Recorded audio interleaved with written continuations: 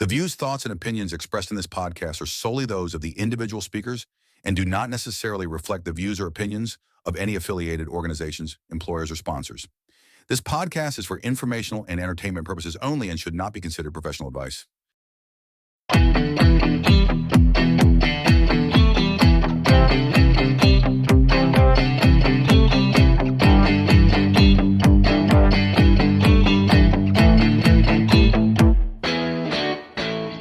Hi, Ramin. How are you doing? Yeah, I'm very well. Thanks for having me on. Thanks for coming on. As someone working in the metals industry, my first question would be is how much sleep are you losing over Trump? Well, not as much as some other departments, but Trump does definitely raise a few questions in this industry. Just to give you like perspective, as a trading company, you're moving thousands of tons of material from different regions, and you build up kind of like an economics of how much you're supposed to be making. And when political leaders like Trump come in, it does throw curveballs because they can act certain policies in very quickly, autonomously, and that has major repercussions. So, with the tariffs, it means that, material that you were due to import into regions like the US are going to get more expensive, where, that obviously raises some alarm bells for certain companies, but also provides some opportunity too. So just to kind of give you like a high level overview of what's going on, it's readily known in the market. You have essentially an arbitrage. And for listeners who may not know what arbitrage is, essentially it's a difference in pricing in two different markets. And this arbitrage is seen from one pricing mechanism called the London Metal Exchange and one pricing exchange called the COMEX CME exchange. And CME is where copper is priced in the US. LME is the London Metal Exchange, is where you commonly see the rest of the world, ex-China, pricing their metals. I was saying copper, but metals. And what you see here is with this differential arising, the demand for copper in the US is increasing, or demand for metal is increasing. Copper being the major beneficiary of this is that a lot of people want to bring in copper into the US or import copper before there's a risk of Trump putting in tariffs. And as a result, there's a big demand for copper within the US and the prices rise. Yeah. So where are the main sources of copper? So DRC is a huge, well, traditionally it was South America and Chile, Peru. These countries were huge, or are still huge producers of copper. And those copper were readily flowing into the US, into China. And they're so prominent in the market where they actually dictate some benchmark pricings.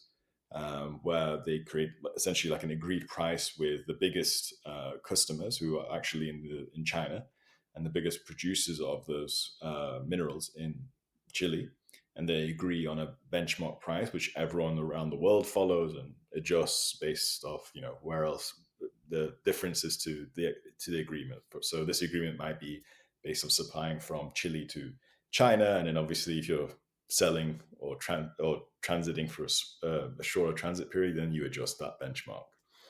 And then recently, DRC has been taking a lot of ground. It's been producing a lot of copper, and that's really been taking it's been catching up with South American production and picking up some slack in recent years due to some difficulties in the mining process in South America. But even that is not enough. There's a very there's a shortage of concentrates, and concentrates is essentially the ore, which is, as the name suggests, concentrated into a high-grade copper mineral. And this is essentially a chemical process, typically seen as a flotation process, where the ore is mixed with acids and rises to the top and is creamed off from the top to create almost like a soil or compost-like material with a bit of moisture that has 20-25% concentrated copper along with precious metals. And that gets fed into a smelter through different refining processes to create material like copper cathodes, which then goes into creating wire rods that goes into constructions or goes into building data centers, etc. But there really is not that much copper in the world today, especially with the way the world is evolving. The need for data centers, the need for data centers being the need for AI, which needs data centers. The fact that we are electrifying everything, the requirement for batteries, and we have mines, but these mines are not all readily producing. And it's creating a lot of challenges in the supply chain. It's creating a lot of challenges for smelters to make sure that they're running at good capacity to still be economical. And it provides opportunities for traders to come in. And sometimes the misconception can be that traders are trying to like profiteer from this. Obviously, they are. That's the nature of the game, is to be in here to make a margin. But they also come in as a pivotal part of the economy, where they provide financing and they provide credit for counterparties that may not otherwise get it from banks or from dealing with the mines directly. And that's where trading companies come in. They take that risk, they manage that risk, they manage the logistics, the pricing risk, and yes, they take a margin. Yeah, absolutely. That's I want to get a bit more into the trading part of things as well, but just want to just to go back a bit, just on sort of the demand and supply aspect. So, because you mentioned there's a increasing rise of demand for copper in the US, is that basically mainly due to the US wanting to increase manufacturing and production within, like domestically, essentially? Yeah, part of that, and it's also a short-term rise right now because a lot of people are fearing. A lot of people who are traditionally importing copper, throughout 12-month periods, suddenly they want to import what they wanted to import in a year's time, within the next 2-3 months, because Trump could install tariffs and that can hurt their margins. So everyone's rushing to buy copper, and obviously when there's more surge in demand in the short-term period, then it increases the prices. And people with copper who have bought it from another exchange, like the London Metal Exchange, they take this opportunity and they lock in a margin using futures to essentially profit from the difference in the price between the US pricing of copper versus the rest of the world or London Metal Exchange pricing of copper. Mm-hmm. Yeah, and I mean, because I've also seen, because you mentioned DRC obviously is a big metals hub, and I know Brazil also is a really big one. But obviously, there's this increase in demand, but the supply is also being affected by external issues. Because I know, like DRC, there's a lot of violence that's happening at the moment in the country, and even in Brazil, I read that there's a lot of regulation that sort of stops mining of these metals. So it takes sort of like 7 to 8 years for permissions and things to go for these metals to be mined. Yeah. And so how has that sort of been affecting? Because is this something that's come across quite recently, or is this something that's, because you've been in this space for quite a long time? So how has this evolved over the last, I don't know, like decade or so? Yeah, I mean, generally speaking, one of the biggest limit blockers for expanding mining is access to capital. And not just access to capital, but access to capital that also provides transparency and clarity that this investment project, is ticking the ESG boxes, which is really important in this day and age. There are mining assets which have very negative impacts on societies and communities, and investors are quite wary of that. But in addition to that, mining can be quite a very complicated asset class to invest in, and that makes people quite wary to put their money in, and hence you don't have major expansions of mining capacity. But we are now, with the rising price of copper, with the rising need for these metals, and not just copper, you're seeing bigger appetite for especially startups who are investing in a lot of interesting technology using AI to be able to find, you know, deposits of ores that aren't just present, but they're also economically viable for extraction.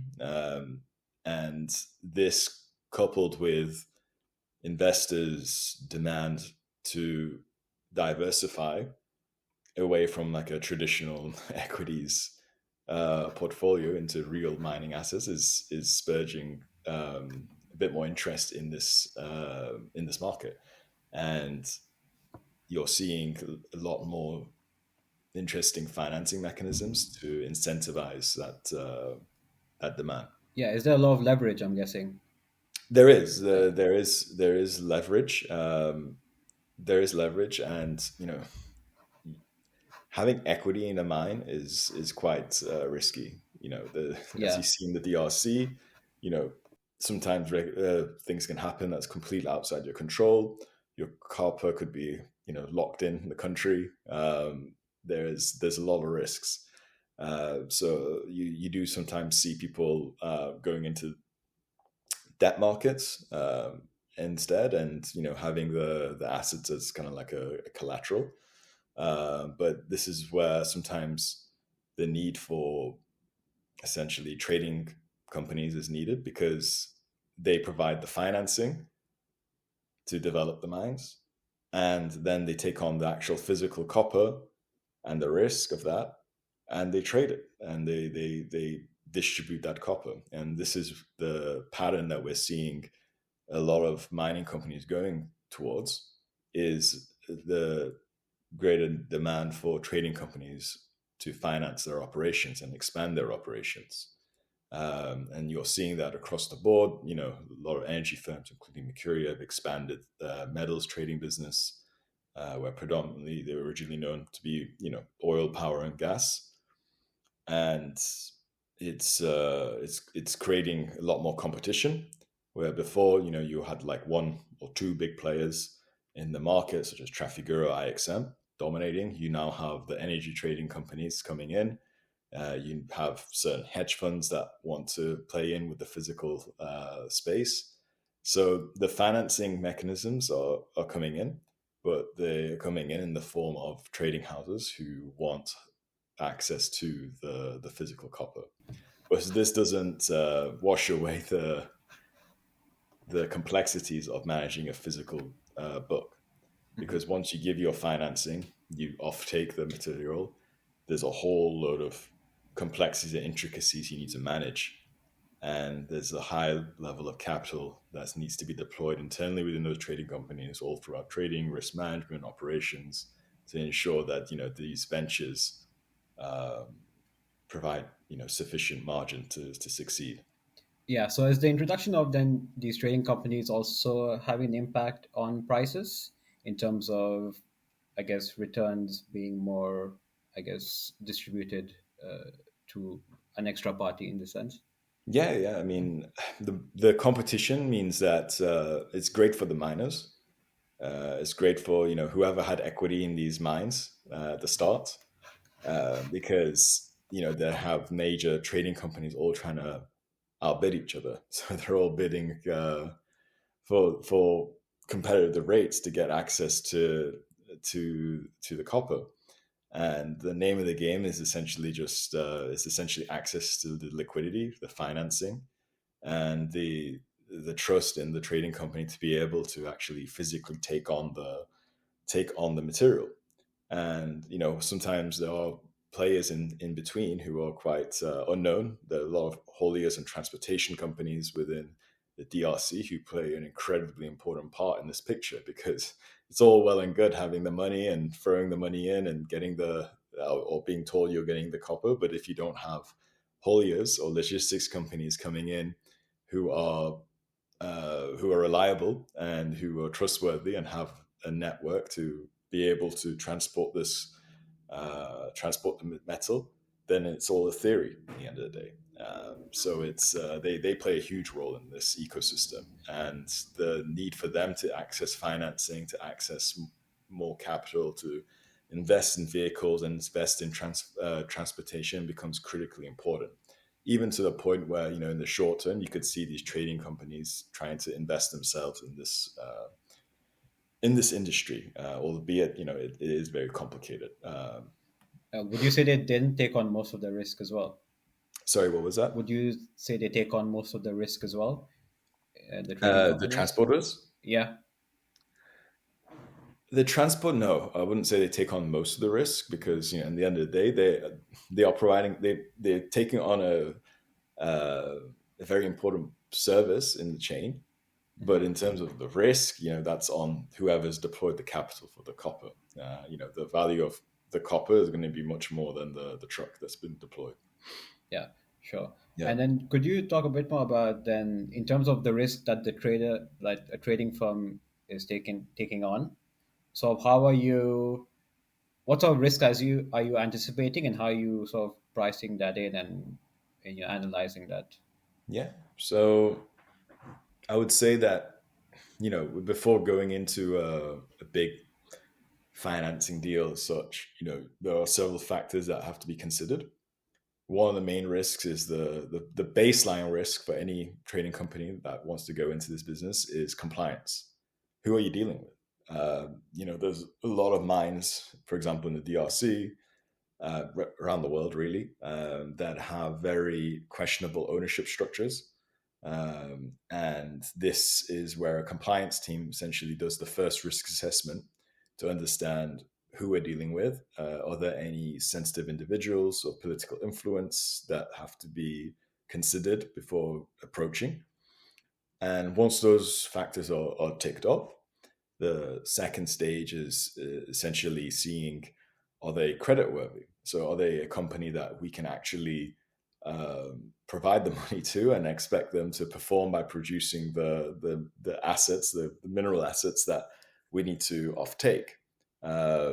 It's all good and well giving the money, but if they don't produce, then you essentially have huge exposure.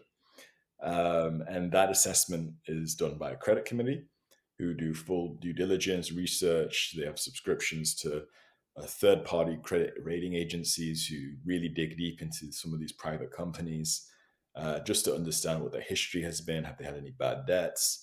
And even if there are some questions, then how do we set up kind of like a guarantor to protect us? And then on top of that, there's another layer of protection through the credit insurance markets, which makes sure that you're covered. If tomorrow the counterparty doesn't perform, then the credit insurance market essentially makes you whole, and you obviously have to pay for that insurance. But what's fantastic for a trading company is that it adds just a level of buffer in cases of just things that you can't predict, right? You never know. Like, you don't know how the operations are sometimes ran internally, and this level of credit insurance really helps protect that. Now, once you've got your credit side sorted, it's all about the economics and what you're proposing to the counterparty. So you got to have a plan in place. Okay, when we take the copper, let's say, what's our plan to liquidate the assets? Who are we selling to? Now, 90% of flows from the DRC you're going to see going into China. That's the biggest pool of liquidity, and is essentially the benchmark of what you are thinking of being able to generate in terms of profits. And in China, you have different premiums for different qualities of copper. So you have to assess, okay, what grade of copper are they producing? What can they promise us? Now, if we take on, 100,000 tons of copper across this term period, what premiums can we start locking in? And you can build a forecast of essentially the margins that you're going to make. And on top of that, the pricing. Now, a lot of people think that prices go up, traders make or lose money. That's not really the case of a physical trading book. Yes, you have a proprietary trading section, which does bet on prices and it takes speculative positions. But in terms of investing or analyzing a physical trading book and physical offtake, you are not trying to predict prices here.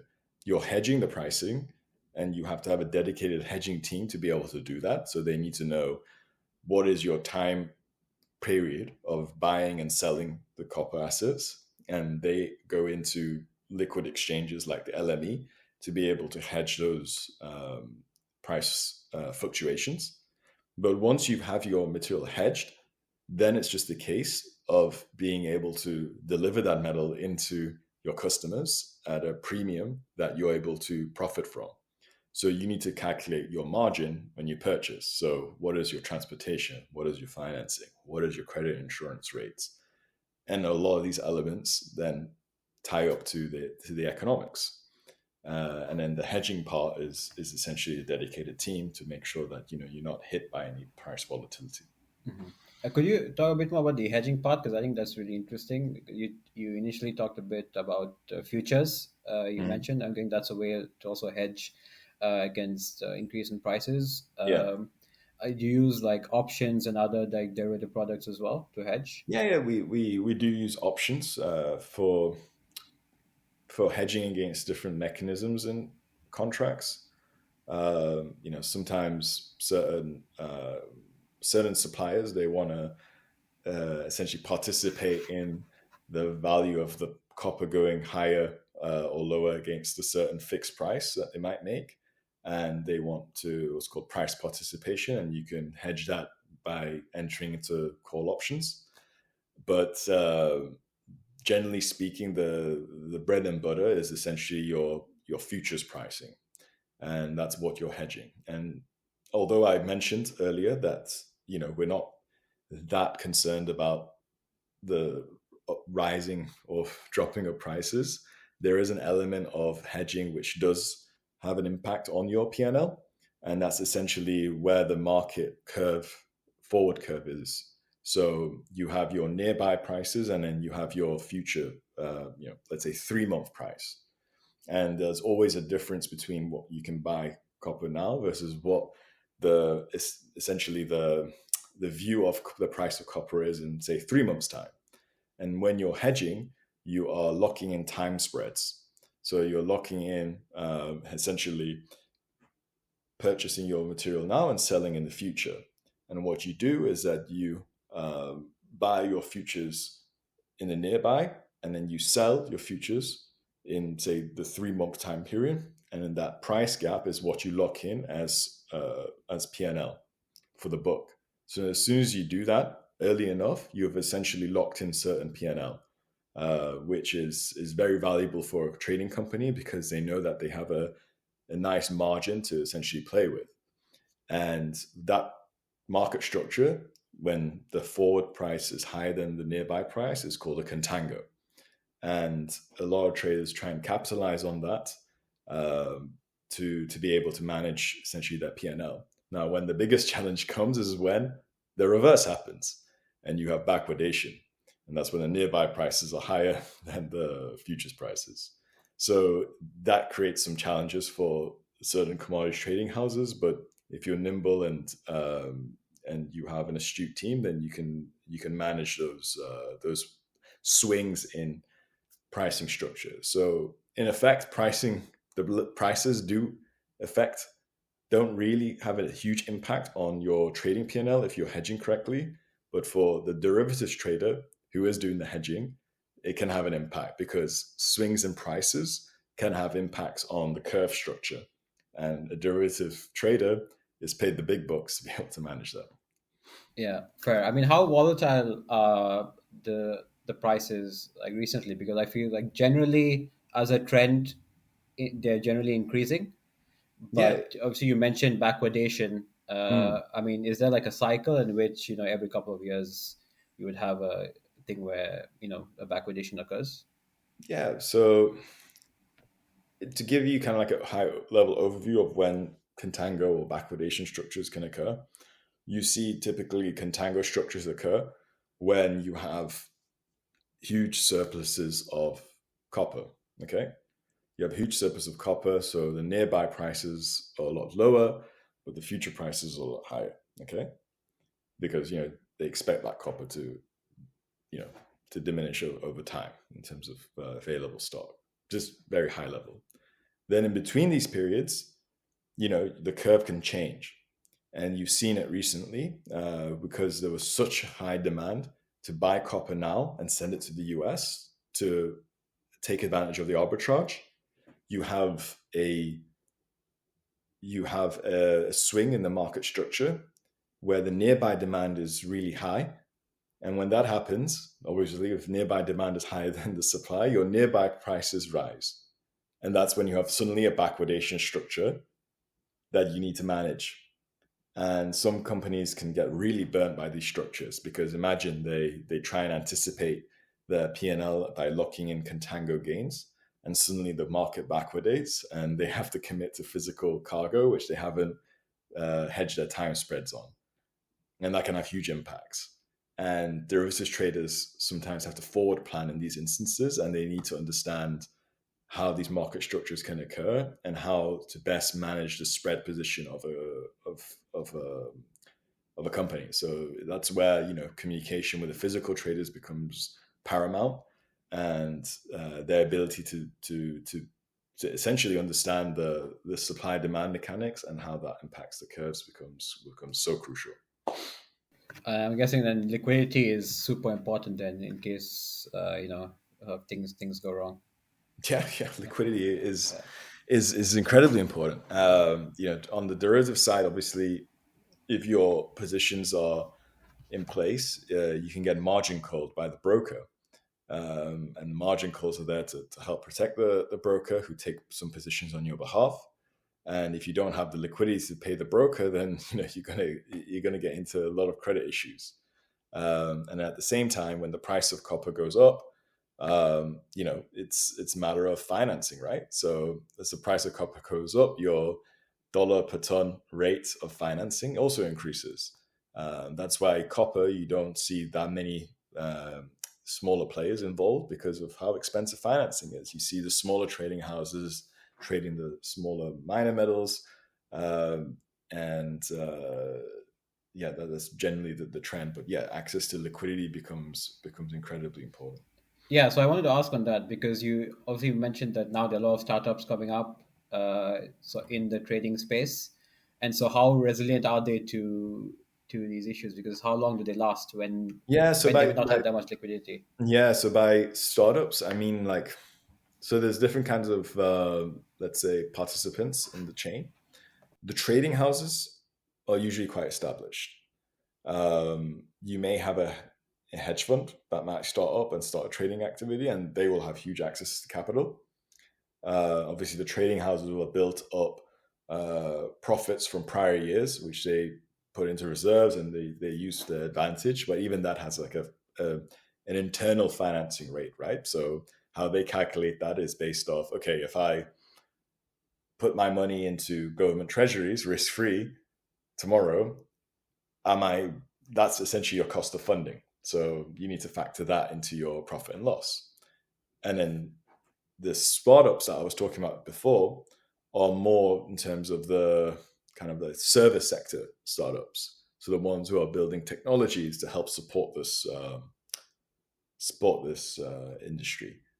Whereas the major trading houses, they will have historic credit histories. They'll have investors, trading P&L. So there isn't too much issues for those players.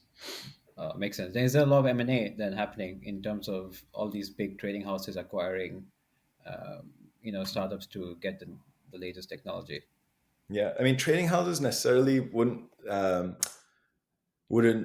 try and acquire startups. Essentially, startups are their own kind of field, and they support the economy. They support the industry by optimizing these flows. What trading houses do is that they essentially may have an investment arm, like a separate investment arm, separate to the whole trading business, and they'll invest in certain assets, and some of those could be startups, but it won't essentially be part of like their trading ecosystem. Now there could be synergies in place, but it's a completely different kind of setup. And another thing I wanted to ask about is because you mentioned a lot about sort of the logistics and the shipping aspect of things, and there's also a lot of risk involved in that as well in terms of once it leaves a port, anything can happen at sea, Yeah, yeah, and no, if no, it reaches definitely. as well.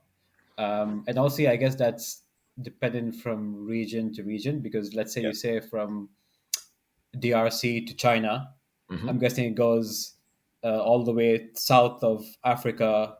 I'm guessing that's the way, or does it go the other way past America?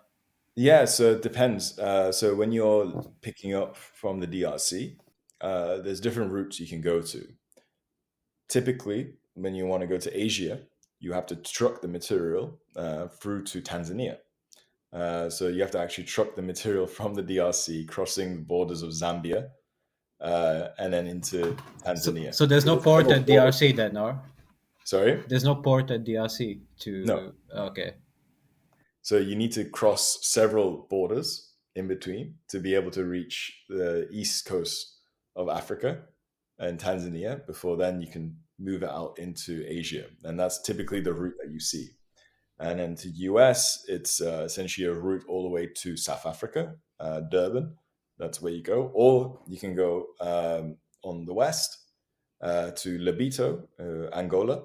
That's where I don't know if you've seen in the news. You know, some new rail networks are being developed to optimize the flows there.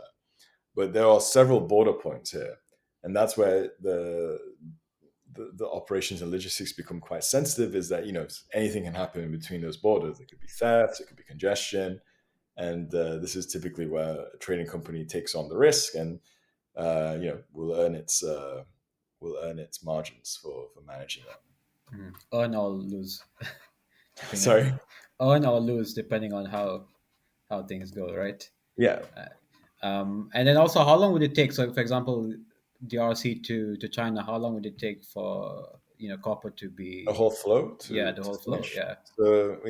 So it's when the truck arrives in the DRC to loading. Depending, it all depends on the mine, the smelter, but you could be looking up to 7 to, let's say, 12 days, where the truck is sitting at the mine, waiting for the metal to load, waiting for paperwork, everything to be completed, and then you got 21 to, let's say, 26 days just to transit from DRC, crossing the borders to get to Tanzania. And that's assuming that traffic congestion at the borders, they're running at normal speeds. And then from Tanzania to Shanghai, you're looking at another 30 days. So in total, you could say that you're looking upwards of 70 odd days to actually get this metal into China, right? And that's the risk that you have to manage, because once it then gets to China, you're essentially you're trusting that you've done your credit research to make sure that you're going to get paid for the material. You release the material, and then after that, you have to deal with any quality issues, weight claims. There can be a whole host of different surprises that can arise depending on the quality of the material that you're selling. But again, markets are all different. So in China, they're very, very meticulous in checking quality and checking the the weights, and you have to manage that relationship. And it becomes quite an art sometimes, because you're dealing with different counterparties and they have different styles. Some can be a bit more aggressive, some can be a bit more lenient, a bit more uh, open to engagement to find solutions to certain claims. But in general, yes, it's around 70 odd days, and anything can really happen in that period of time. Yeah. And then is there like a buffer zone in in the PNL in terms of in case anything goes wrong, as in what's the I guess sort of margin for error, for lack of a better word. No, it's a good question, and again, it's all dependent on the trader, really. The trader has all the traders have different styles. Some can be quite aggressive. They don't put any margin for error because they want to get the material. Some add a margin. They round up all the costs and they add like a little 10% buffer on top. Um, Again, depends on the trader. Depends on how competitive it is to source the material. Sometimes they have to be like that because someone's going to outbid them, and they're hoping that, hey, like my operations team, everything's going to be running like clockwork. But it doesn't always happen. Or sometimes they might even estimate everything fine. They might add a room for margin, but things happen right outside your control, and then the costs rack up. Or it could be the fact that you just need to get access to the metal, so you really bring down your bid. You'll know you're losing money, but you're building a relationship and you're building a book. And some traders do that. Some traders sometimes go in and are very aggressive just to be able to acquire the metal, um, to build a relationship. So it varies really. So it's basically sort of a round the clock job. Yeah, there's no set formula. Let's say Yeah, yeah. it's all based off strategy. It's all based off competition. Yeah, fair enough. And so, I know you mentioned it earlier, but you work within the sort of the operation space, Yeah. right? So, how long have you been working in metals and within operations Mhm. for? Yeah, so I started September 2017. I joined Trafigura in the graduate program, and that's where I learned my bread and butter. I learned off some very talented individuals, a lot of people with experience across the board, and I stayed in Geneva for 4 years, came back, had some experience in the banking side of commodities, and I decided that I fit better in a trading house, and I've been here since. And the nice thing about operations is that you get a glimpse of kind of everything. You're connecting all the departments together. So eventually, if you wanted to kind of specialize in something else, you've essentially had a little flavor of everything, and you can see how your career can evolve. And some people stay in operations and are incredibly successful, and some people move on to different avenues as well. So it's that's the nice thing. You get kind of awareness of everything, and and it builds a very complete picture of the physical trading book. Right, nice. And how did you get into the commodity space? Is it something like you were always interested in, or is it sort of just apply to traffic around a whim and No, then? it's I joined. I first started my career at Bloomberg, a complete different industry. It was in data analysis. It was a job straight out of university, and working on at Bloomberg, you get access to the terminal, which companies pay huge sums of money for, and it's really powerful machine. And obviously, as an employee, you have direct access to it. You can see different markets, and it's an opportunity for you to learn what you might be interested in, really. I have a cousin who used to work as an oil trader, and he used to tell me about his work, and he inspired me to want to work in physical business. And I didn't think it was going to be metals, but he told me about Trafigura's graduate program, so I gave it a shot, and I was kind of in the interview process. I don't know for what reason, but they said I was more suited to metals and minerals. So I was like, okay, let's take it on. And I've been in the metals and minerals space since. Yeah. Okay, nice. So I guess now, like looking back, do you have a bit of a better idea as to why they thought you were more suited to metals and minerals? It's a good question. I think maybe part of it is that metals and minerals world is less standardized than the oil and gas and power world. Like those are very mature markets, um, and they're very sometimes the flows can be quite systematic, um, and yeah, there's different challenges for sure, different complexities. But with metals and minerals, there's certain small intricacies that you have to maybe have the patience to deal with. So I guess patience could be one.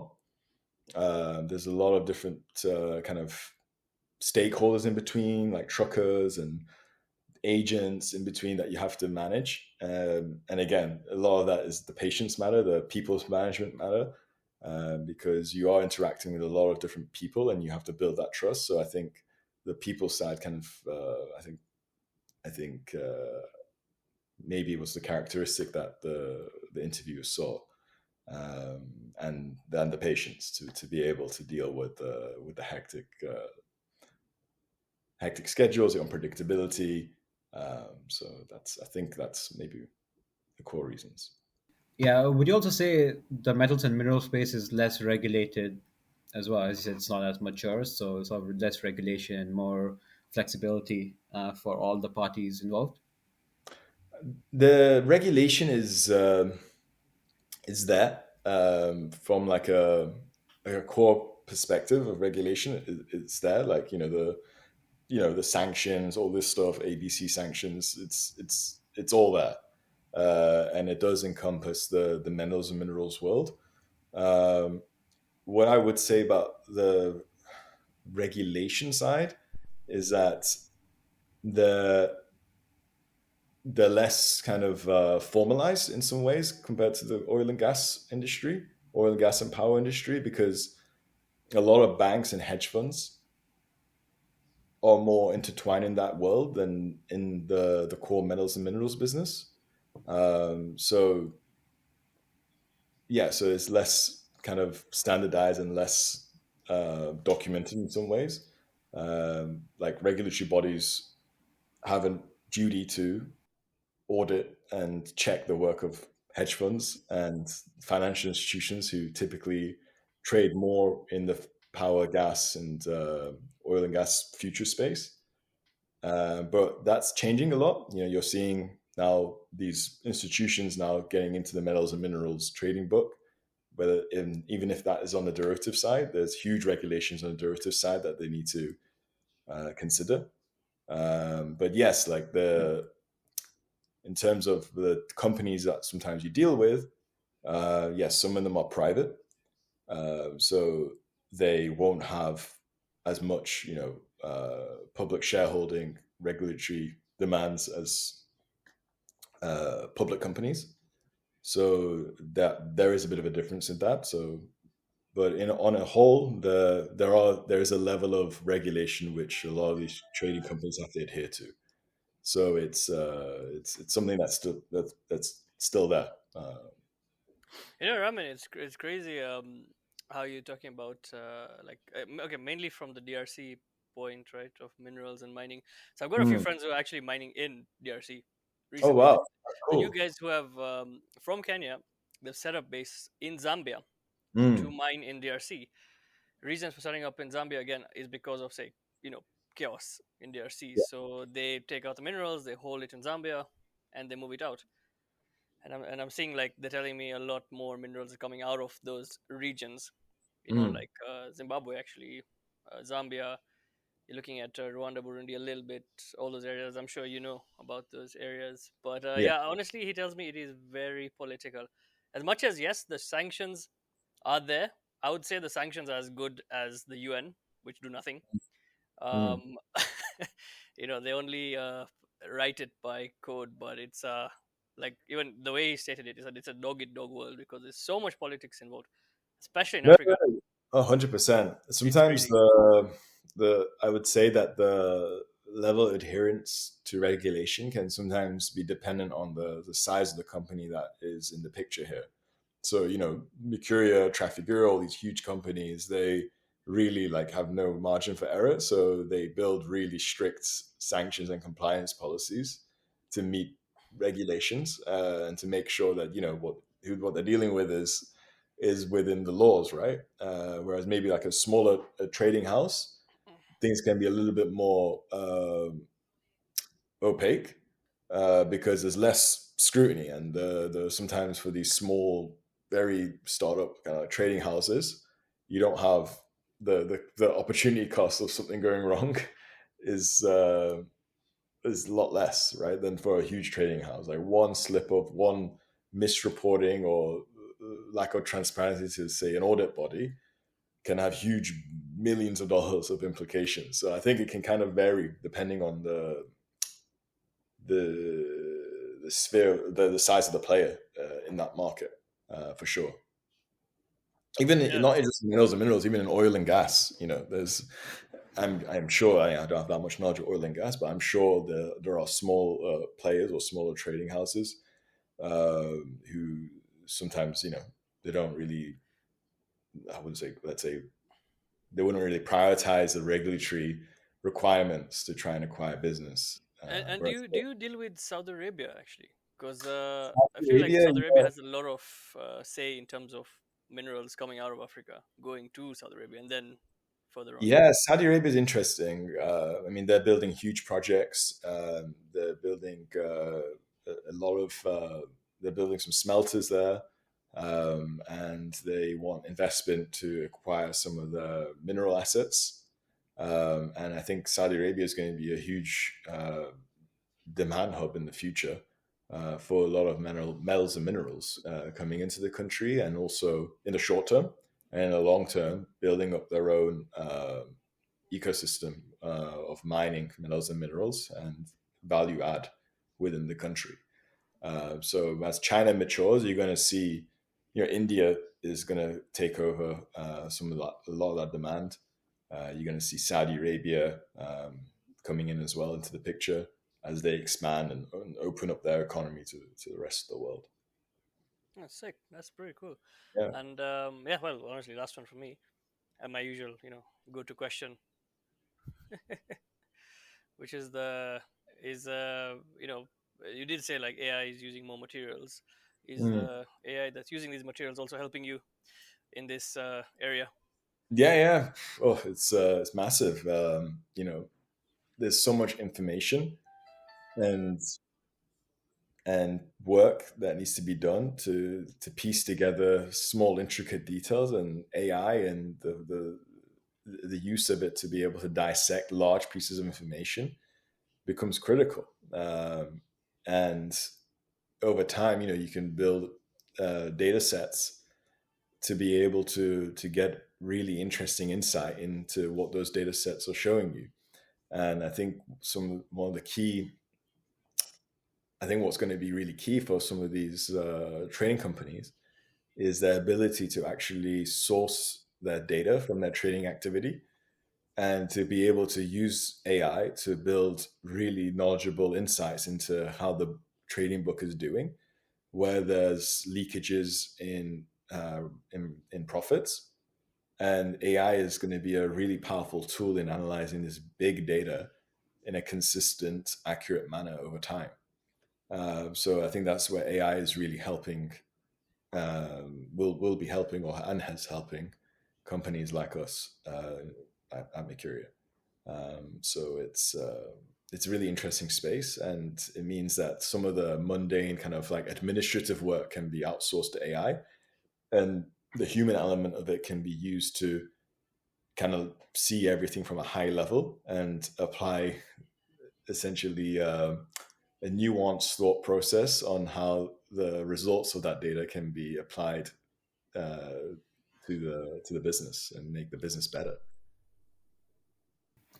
And how much also is it helping in terms of accurate pricing and accurate risk management strategies as well? Yeah, to be honest with you, I'm not too sure of the kind of the advancement of that in exchanges, because that's essentially like an exchange question, really, in terms of price determination. I'm sure there are incredibly smart people in these exchanges like the LME who are probably working or have already implemented some projects with AI, but definitely I can see room for this technology being deployed in there. Yeah.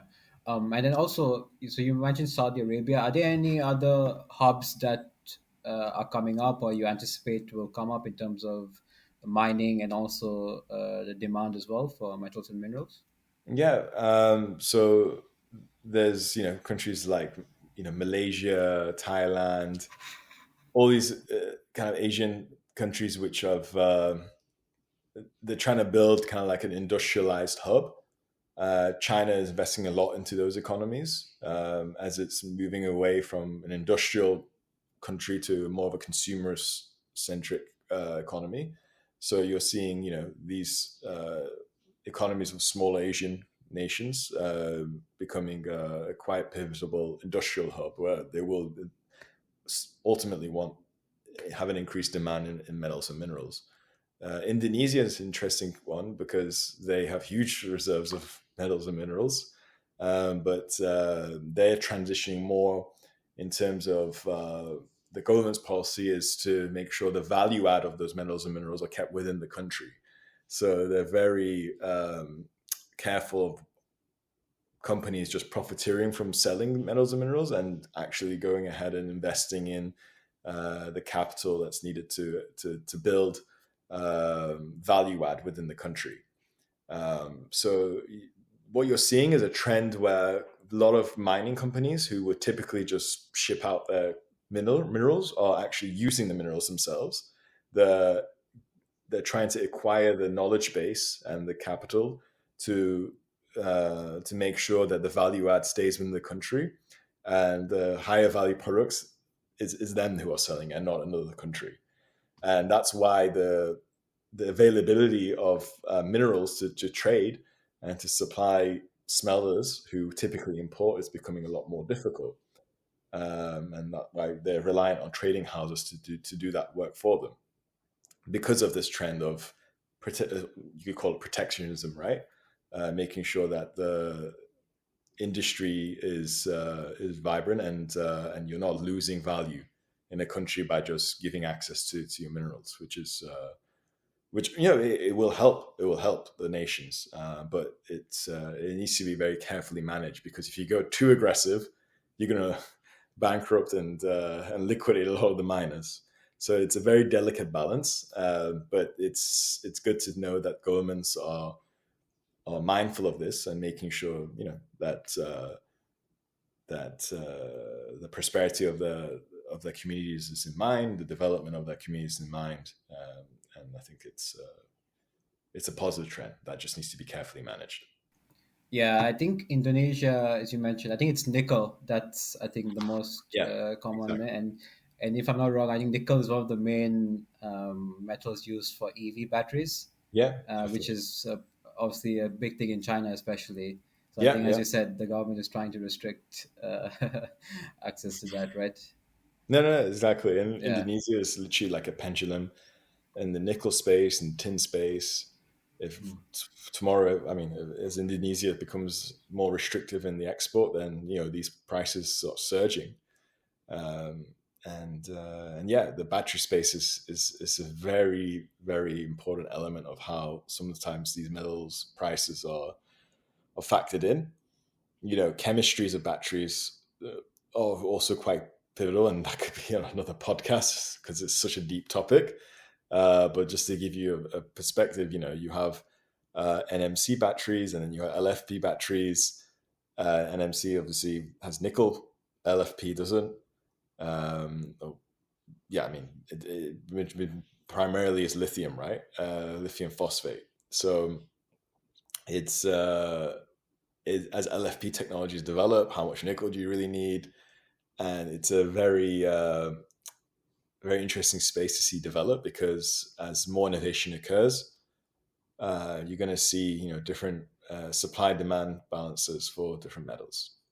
Mm-hmm. Yeah, and also speaking of trying to acquire another country's metals, obviously going back to our favorite news person, Mr. Trump, he obviously he's trying to get this major deal with Ukraine for, as he says, rare earth.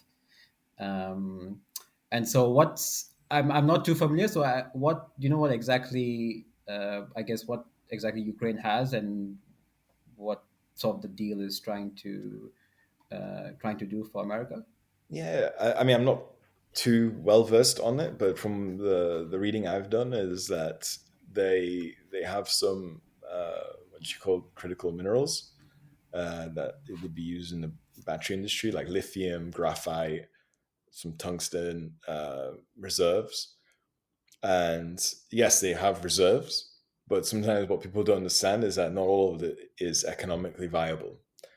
There was an article actually, I think it was from Benchmark, the research organization, who actually outlined that the misconception is that some of these countries, they have they see critical minerals like oil and gas assets because it's so easy to extract, right? So if you have oil and gas, tomorrow you can make it economically viable and the country will reap its reward. Whereas metals and minerals, it's much more complex. You could have huge reserves of, lithium, but to actually extract that in a manner where you can sustain it and not blow up quarries and villages and things, that's the challenge, right? And yeah, you can report these numbers, but the actual economically viable amount is much less. Yeah, and then also I wanted to ask because so sustainability obviously is the big thing, and I feel like especially like the big oil companies, the big energy companies, they're under a lot of scrutiny for net zero and renewable energy and all these things. Is there a similar concern in the metals and mineral space in terms of mining and the whole shipping aspect of that? It's becoming important for sure. Obviously, and a lot of these metals and minerals can go into uh, creating technologies and industries that are a lot greener, like the battery industry space. But yes, like eventually you're going to be seeing what the carbon emissions of some of these metals and minerals are, and as technology improves, you're going to have better ways of tracing it. And yes, you are going to see companies becoming more wary of this. Um, there was a recent article about how a lot of Apple's minerals used to make the batteries for their phones come from very questionable sources in the DRC, and people are becoming more wary of that. And over time, you're going to have a premium for green and ethically sourced metals and minerals, which with high ESG ratings, to be able to essentially show that the products you're creating aren't destroying the world while it's doing it, while you're adding value to the world, and you're not destroying a lot more. And it's going to become a predominant point of concern, especially for larger products, the likes of Apple's and Microsoft's, the way they source the products they need, it's going to have huge impacts on their brand if it's known that they have questionable sources, right? So there's definitely going to be a premium for that, and as technology rises, there's going to be better ways to track that. And there are companies who are actually very focused in making sure that the supply of metals and minerals come from high ESG graded assets. And one of those companies is actually TechMem, which I'm also involved in, who created a JV with Mercuria. So it's interesting to see that side as well. And with that, you can also acquire, different forms of financing. A lot of banks want to get in this space, but they have ESG credentials, and they will give you financing for metals and minerals if they see or document that this material is carbon conscious, and is making sure that it has it, and they have high ESG ratings. So there is definitely going to be a space where metals and minerals that are of a higher ESG rating and lower carbon emissions is going to be quite important. And it's creating, and you see that demand for this stuff emerging through different sub industries such as recycling. There's an industry called black mass, which is essentially recycled EV batteries, and that industry is growing at a very, very fast pace, and it's going to add a very interesting dynamic to the supply demand mechanics in a few years' time, because there's going to be less reliance on fresh virgin metals and minerals, which are typically relied on China to process and export around the world, to a model where existing end-of-life batteries can be recycled back into the economy. And the market hasn't really matured yet, but it's growing at quite a fast pace. And Europe and the US to a great extent in Europe, is really investing and leading in this sphere. Oh, that's interesting. You say black mass. Black mass, yes. Oh, okay. Why is it called black mass? I'm not sure. It Okay. sounds like something from Avengers or something, but Yeah. it's. I mean, I guess part of it is that it's black, like it's physically black, and Yeah. Well, mass. it's a mass. It's essentially just Yeah. heavy composition of Yeah. a metal mineral rich. It's rich in metals and minerals, high composition, almost like soil content, but it's all from recycling technologies, advanced recycling technologies, where EV batteries are essentially end-of-life batteries can be decomposed, separated by magnetic techniques, and using different chemical electrolysis processes. The metals and minerals can be extracted and deposited in almost like a compost form that goes directly back into a hydrometallurgy plant to create what's called cathode active material. To create the cathode of batteries, essentially. Yeah. Okay, interesting. And I also wanted to ask, so sort of like from a retail investor's point of view, because, and obviously this is not financial advice, but we generally as retail investors, generally equities is sort of the main asset class. But how, if possible, can retail investors participate in sort of the metals and minerals sector as well? Yeah. So there are funds that have unless you really know what you're doing, and I generally would steer away from investing in like one company or individual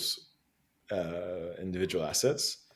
But generally speaking, there are balanced funds which essentially track major miners, and I think it's healthy to have a small proportion of your general investment fund in something that tracks some of the biggest miners in the world. And again, this is a very cyclical, volatile market.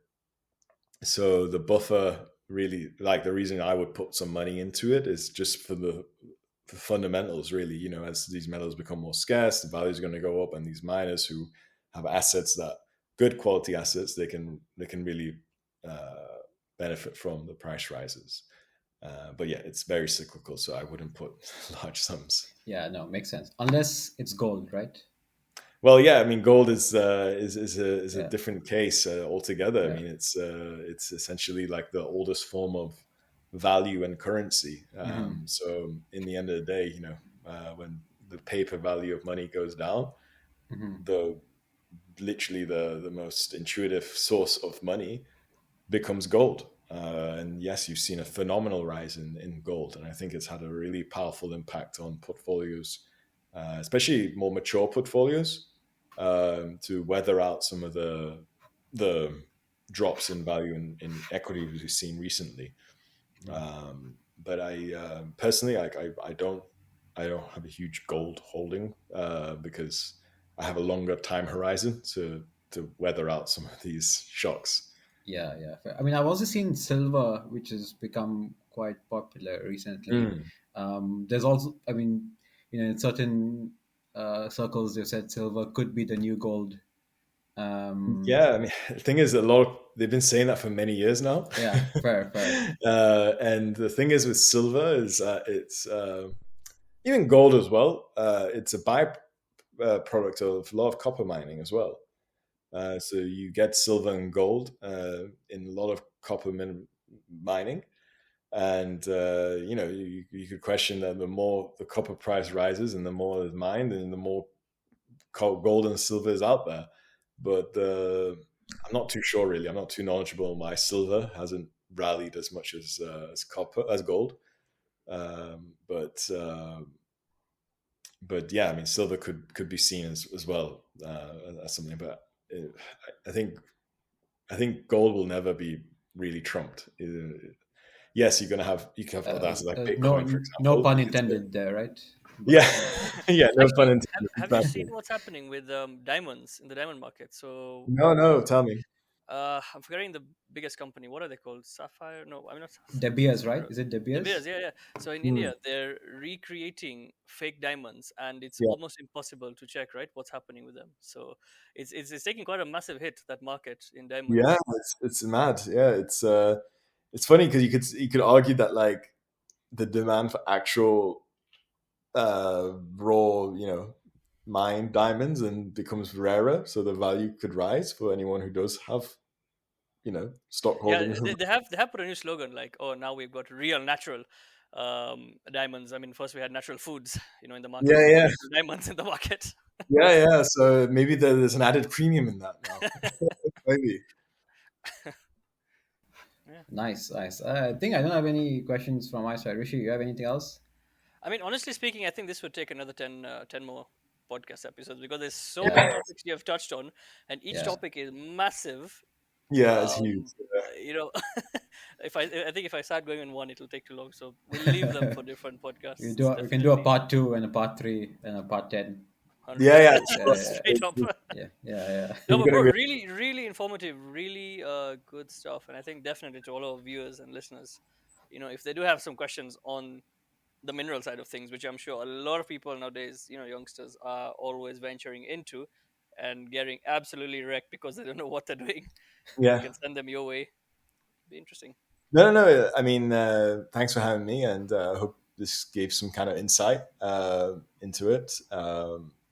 But yeah, I mean, it's good to see a lot more younger people interested in this space, and the space needs people to come in, right? Like this industry's typically been one for a lot of the older generation, and a lot of young people weren't that interested, but it's becoming an industry where you need young talent coming through with fresh ideas, and being able to be enthusiastic about incorporating the latest technologies.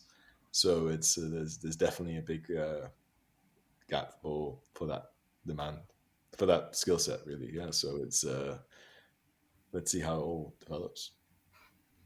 Nice. Rishi, want to take it Yeah, away? yeah. Actually, before we end, our usual, we do a rapid fire questions at the end. Just a few, Hmm. 5, 6, 7 questions. Yeah, completely random, but see how you feel.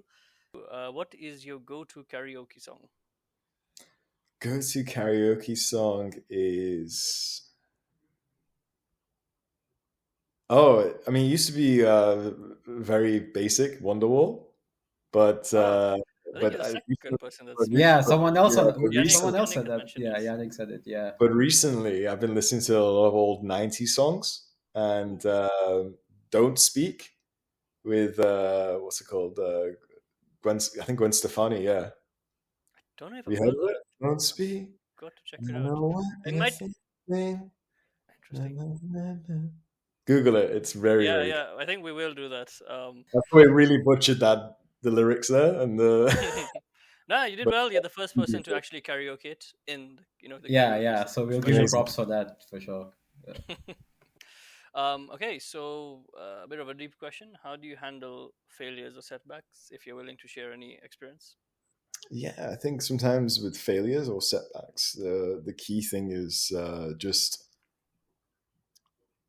first questioning yourself. Really, I wouldn't say in a negative way, but just understanding. Okay, like what could I have done to mitigate that situation, and have I done? Did I do everything I could do or not? Because that gives you a lot more sense of power. And yes, bad things can happen, failures can happen, but just understanding how that could have been avoided, um, and what you could have done differently is incredibly powerful. And it just gives you that confidence when you do venture into the next thing, um, to have some open eyes in terms of how you tackle different things, and it just helps you grow as a person. Nice. I like that. I like that. All right. So, what is a hobby you have outside of work? Football, Rajaf knows. I love football. I Yeah. play twice a week. What I'm a position do huge you play? fan. I play like so. I was when I grew up. I was I should say trained, but like defended. But over time, I've actually like really grown into enjoying the game in a more creative sense. Being able to dribble, being able to just see a bigger picture of the game, um, and developing kind of like your physical attributes, you start having more confidence in playing further up the pitch. So it's been something that's really I've really enjoyed because in my younger days I used to play, but I wasn't at all athletic. I mean, I'm not athletic now, but like I'm in a better condition than I think I was when I was younger. Uh, so I've really used that as a motivation to try and improve on the pitch, and I think makes things fun, right? If you get healthier and you apply yourself in the gym, and then you see the results on the pitch, I think it's incredibly motivating. More so for me than just the way you look, really, because I like the team aspect of it. And I'm part of this app called FC Urban, which is really cool. Actually, you sign up and you play football matches around London. They host the games and they give you bibs, and so it's like a monthly gym membership, but you don't have to worry about organizing the games. You just turn up, they record the goals, etc. And it's nice that you go to a regular one and you build a community. So it's a nice hobby, and it breaks up the week. Yeah, that's pretty cool. Honestly speaking, currently, as a Manchester United supporter, they need more people Yeah. like you playing on the team. I'm sure they'd do better. Um, but yes, all right. So the last question, just a nice, easy one. What is one book you would recommend to our viewers out there? One book I would recommend is, well, it ties into the metals and minerals space, but The World for Sale.